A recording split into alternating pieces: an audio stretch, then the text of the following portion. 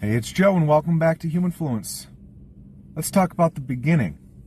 In the beginning, God created the heavens and the earth. These words, familiar to many, whisper profound truths. But what if the creation narrative in Genesis holds a secret far deeper? A collaborative effort of divine beings, the Elohim, working as architects of existence. Beneath the simplicity of the words lies a multi-dimensional story of light, geometry, and purpose, one that invites us to rethink creation itself. Who or what are the Elohim? And what role do they play in the grand design of the universe? To understand the architecture of existence, we must journey beyond the physical and into the sixth dimension, a realm of pure design and sacred geometry. Here the flower of life emerges, an intricate pattern of interlocking circles that forms the blueprint for all living beings. This geometry, seen in the natural crystallization of water and echoed in the structures of nature, is more than a symbol. It is the fingerprint of the divine architects.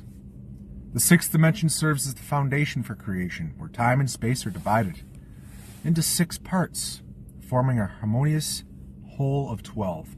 The 12 energies, or Elohim. These architects design not only the universe, but also its capacity for reflection and evolution. If the universe was created as a mirror to understand itself, where do we, as humans, fit within this reflection? When Genesis says, "Let us make man in our image," it speaks to the Elohim, the divine council of creators, vast and multifaceted, not bound by physical form. These are not beings in the human sense, but immense spherical entities of light and energy, pulsating with the essence of creation. Their role was not to rule over creation, but to build it, dividing and multiplying like cells in the cosmic womb to manifest the seeds of life across dimensions. Each of us carries a fragment of their essence, a reminder of our divine origins.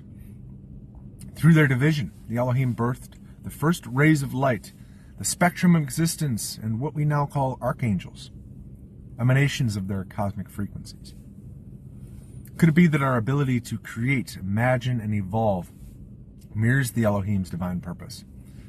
How does this reshape our understanding of what it means to be made in their image?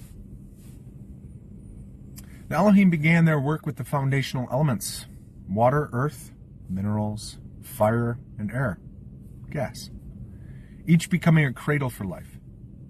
Gas-based beings flourished on planets like Jupiter. Fire-based entities were born in stars, and water and mineral beings formed the precursors to physical life on planets like Earth. These elements were not arbitrary. They were intentional, chosen for their unique properties to sustain the evolution of consciousness. Genesis tells us that God separated the waters, called forth the firmament, and filled the earth with life. This parallels the Elohim's cosmic engineering, each element a deliberate step towards the complex beings we now see. If the elements form the foundation of all life, how deeply are we connected to them? What ancient wisdom might be unlocked by recognizing this elemental bond within ourselves? Beyond the physical element lies the ethereal body, the fifth and connective force of the universe.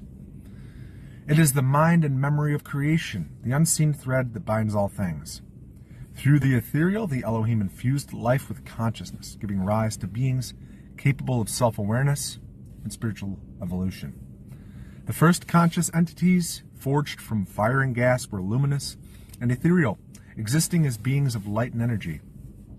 These early creations laid the groundwork for beings who could embody the spirit of fire within the fluidity of water, such as the enlightened Pleiadians. What does it mean for us to be connected to this ethereal body? And how does this unseen force influence our lives? And can we learn to harness it for spiritual growth? Humanity stands as the crescendo of the Elohim's work, a species born from the interplay of elements, ethereal connection, and divine intention. We are not just their creation, we are their reflection, endowed with the ability to create, to reflect, and to transcend. The sacred geometry of the flower of life is embedded in our very being, a reminder of our connection to the architects of existence. If we are the culmination of this cosmic journey, what responsibilities do we bear as co-creators? And how can we honor the divine spark within us?